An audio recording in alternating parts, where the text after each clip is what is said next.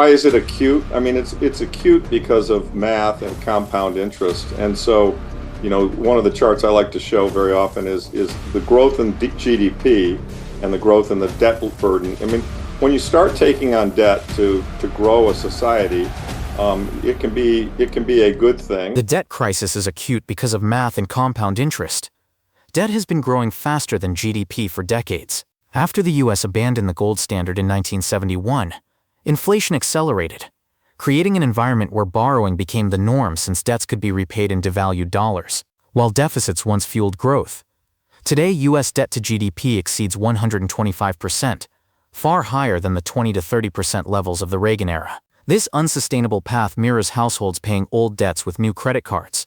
This just goes to show you how acute the problem became in 1971.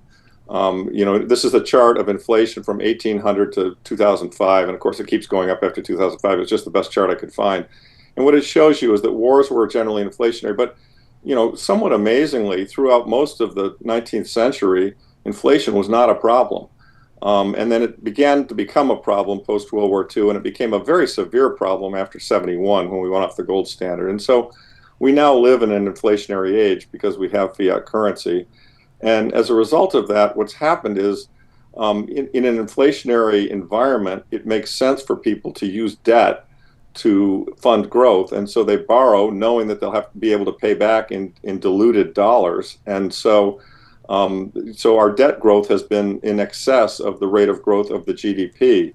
And GDP are the goods and services that we produce to service the debt. And in the beginning, that kind of feels good. You can get some growth and you feel like there's not too big a price. I mean, I remember when Reagan started running deficits and everyone complained about it, but frankly, the economy boomed and he got some decent real growth. And we also defeated the Soviet Union by doing that. But at that point in time, debt to GDP was 20 or 30%. Today, debt to GDP is 125%. So it becomes a much bigger problem.